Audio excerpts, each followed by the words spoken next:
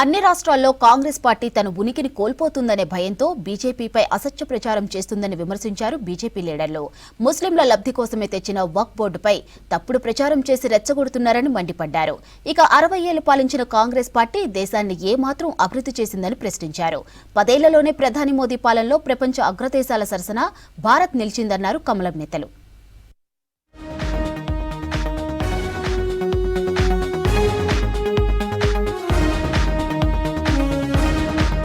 మరో 2 ఏళ్లలో దేశ ఆర్థిక వ్యవస్థ 5 బిలియన్ మార్కు దాటనుందన్నారు కేంద్ర మంత్రి కిషన్ రెడ్డి. ఇప్పటికే జర్మనీ, జపాన్ దేశాలు భారత్ ఇంటెలెక్చువల్స్ ను అపాయింట్ చేసుకుంటున్నట్లు చెప్పారు. ఐసీఎస్ఐ హైదరాబాద్ చాప్టర్ కొత్త బిల్డింగ్ కు భూమి పూజ చేశారు కిషన్ రెడ్డి. దేశ కార్పొరేట్ రంగం రూపురేఖలు మార్చడంలో కంపెనీ సెక్రటరీలు కీలక పాత్ర పోషిస్తున్నారని చెప్పారు. హైదరాబాద్ ఒక అభివృద్ధి చెందుతున్నటువంటి వేగవంతంగా ముందుకెళ్తున్నటువంటి నగరము. ఈ నగరంలో మంచి భవిష్యత్తు ఉంది. కాబట్టి హైదరాబాద్ నగరంతో పాటు మన భారతదేశం కూడా 2047లో ఒక అభివృద్ధి చెందినటువంటి భారతదేశంగా, డెవలప్డ్ కంట్రీగా, వికసిత్ భారత్గా మనం ఎమర్జ్ చేసుకోవాలి. అభివృద్ధి చెందిన దేశాల సరసన భారతదేశాన్ని నిలబెట్టాలంటే దానికి కంపెనీ సెక్రటరీ ఒక బాధ్యత కూడా, రోల్ కూడా ఎక్కువగా ఉంటుంది. వక్ఫ్ చట్టంపై కాంగ్రెస్, ఎంఐఎం దొంగ నాటకాలు ఆడుతున్నాయని ఫైర్ అయ్యారు కేంద్ర మంత్రి బండి సంజయ్. టైటిల్ డీడ్ లేని భూములను వక్ఫ్ పేరుతో ఆక్రమించుకున్న చరిత్ర మజ్లిస్ పార్టీదని విమర్శించారు. కేంద్రం మంచి ఉద్దేశంతో బిల్ తీసుకొస్తే ప్రతిపక్షాలు విద్వేషాలు రెచ్చగొడుతున్నాయని మండిపడ్డారు. అకాల వర్షాలతో నష్టపోయిన రైతులను ఆదుకోవాలని డిమాండ్ చేశారు బండి సంజయ్.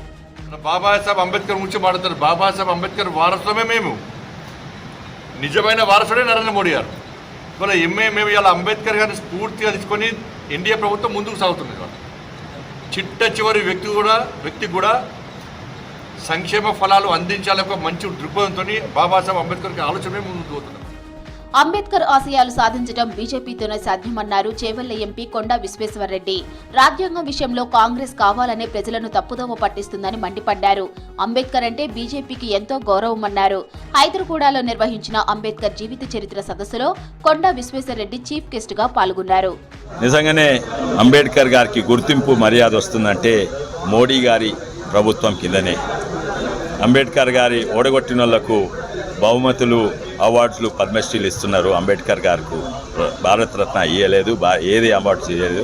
ఇచ్చింది ఓన్లీ బీజేపీ పార్టీ మాత్రమే. దేశానికి ఒకటే రాజ్యాంగం ఉండే, రెండు రాజ్యాంగాలు ఉండొద్దు. దేశము కుల మత భేదాలు లేకుండా అన్ని మతాలకు ఒకటే యూనిఫామ్ సివిల్ కోడ్ ఉండాలి. చిన్న రాష్ట్రాలు ఉంటే దేశం అభివృద్ధి అవుతుంది. ఓన్లీ బీజేపీ పార్టీ మాత్రమే అంబేద్కర్ గారి పాలసీస్కు కట్టుబడి ఉన్నది. కాంగ్రెస్, బీఆర్ఎస్, ఎంఐఎం పార్టీలకు ప్రజలను దోచుకోవటమే లక్ష్యమన్నారు బీజేపీ లీడర్లు. కేంద్రం మంచి పనులు చేస్తుంటే రాజకీయ లబ్ధి కోసం అవి ప్రజలకు వ్యతిరేకంగా ఉన్నట్లు చూపే ప్రయత్నం చేస్తున్నాయని అన్నారు.